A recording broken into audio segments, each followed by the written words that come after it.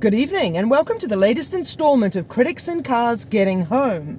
Tonight, we're in Newmarket, Auckland, Aotearoa, New Zealand, and we're freshly out of probably the first screening in the world of... Jungle Cruise. P.S. It's not the first screening in the world. But anyway, it's the first screening in New Zealand, probably. They might have had one for critics. But it was still exciting.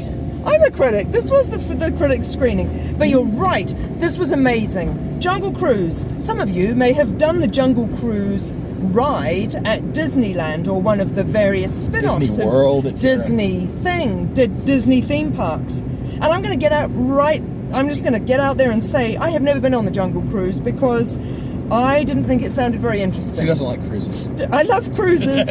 Well, not anymore, but not that bothered about jungle, not that bothered about the jungle animals. Boy, was I missing out. But how do you feel about dad jokes? Well, I actually am quite into dad jokes. Because you're with me.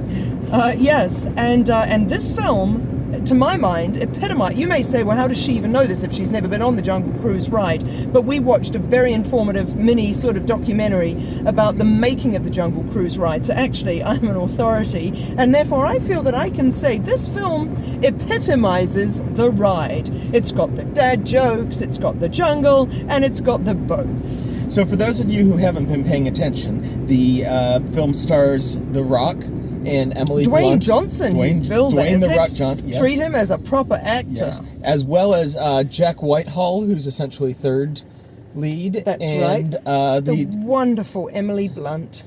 Oh, I was going to say Jesse Plemons. Oh, yes, okay, yes, but the wonderful Emily Blunt. I mentioned her. Oh, you did, but I spoke over it. Oh, okay. So, I'm sorry, Emily. She likes to keep up with these episodes, and I said we were doing this one. And Jesse Plemons, yep, your mate, whom you love. And a bit of a cameo from Edgar Ramirez. But Jesse doing comedy again after Game Night, which was his previous comic peak, but he goes in a completely different direction here.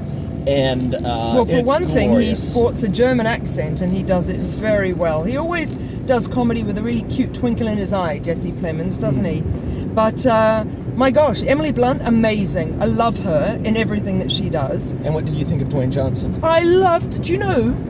So I haven't told Doug this yet. I actually fell a bit in love with him, and I have never fancied or been in love with Dwayne "The Rock" Johnson. I've always admired aspects of his work, but academically, clinically, and theoretically. But this time, the chemistry between Em and Dwayne, I thought, was incredible. I was feeling it. I was like, kiss him, the whole way through. I think 90% of that is Emily Blunt could have chemistry with just about anything. Ooh, why don't you marry her? Because she's married to John Krasinski. Oh, and you're married to me. But I agree. I think that she's spectacular. She can definitely do the face that says, I'm falling in love with you with I was going to say with a rock, but actually with The Rock as well. Yes. But I thought he was tremendous. Did you like him? Yeah. I didn't at first. I thought that he wasn't right for the character in the first, like when it was just a bit more of like a guy who was on a river. It was like Edward Norton or somebody I was thinking was better. But as you learn more about the character and as the physicality comes into play more than the dad jokes and the history of it, it worked a lot better. Yeah, I was really impressed. I mean, spoiler alert, not really. I only remember there being one fight scene that would be the traditional sort of The Rock fighting a bunch of people, and I may have missed others, but you know what I'm talking about. Normally in a Rock film, it's all about him and an onslaught of fellows whom he has to bash, and he didn't have to resort to that hardly at all in this one, and I loved all his work in it. Yeah, it's more of an adventure action film than an action film. It's more in the Raiders of the Lost Ark, Romancing the Stone.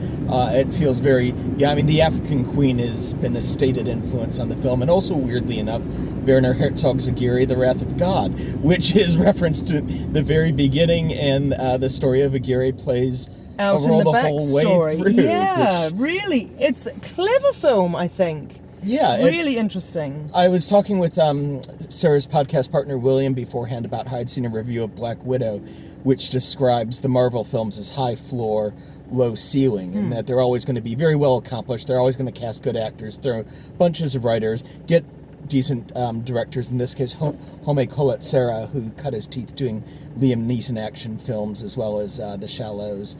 And I feel like this one, you know, for a film that's based on a Disney ride, it kind of scrapes that high end of that ceiling. You know, it's not a film that's life-changing, but it's a film that's fun, and it's a film that ticks all the boxes. Oh, it's super, a million times fun. I think it's riveting and entertaining. I wasn't bored for a second. You think it's better than the original Pirates of the Caribbean? Well, I have to rewatch the original Pirates movie because my Cinema in Context podcast is going to be doing a bit of a comparison with Pirates 1 and Jungle Cruise 1, because I hope there'll be more. And I don't remember, but I do remember liking the first Pirates film enormously.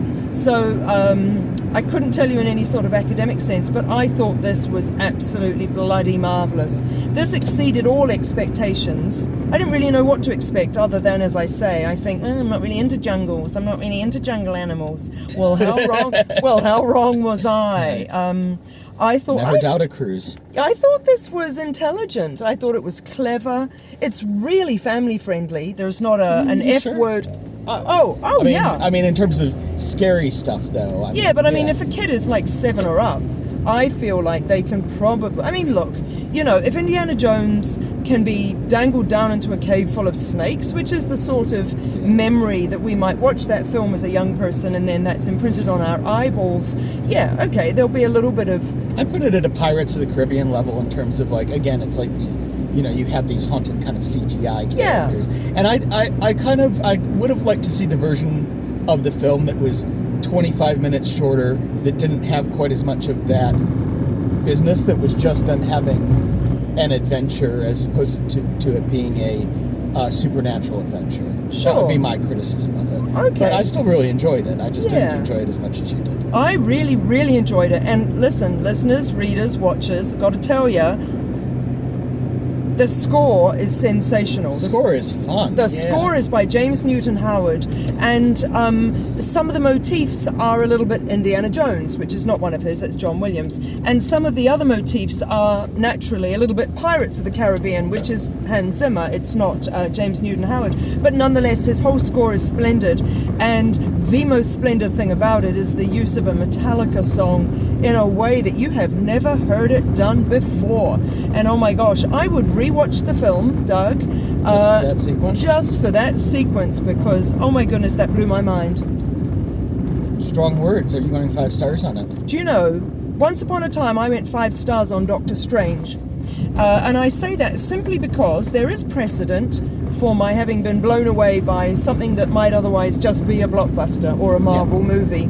And I think, I mean, like, look, I'm super close to 4.5 on Jungle Cruise, right. So I probably maybe will be going for that. I'm sort of around 3.5, but I also watched 2 really good art films today, so I might just be feeling... His brow might be a little bit high for a film like Jungle Cruise. Oh, look, but I mean, if there's any part of you that will enjoy this film, you'll enjoy this film. Super fun, worth the risk. Take everybody you know.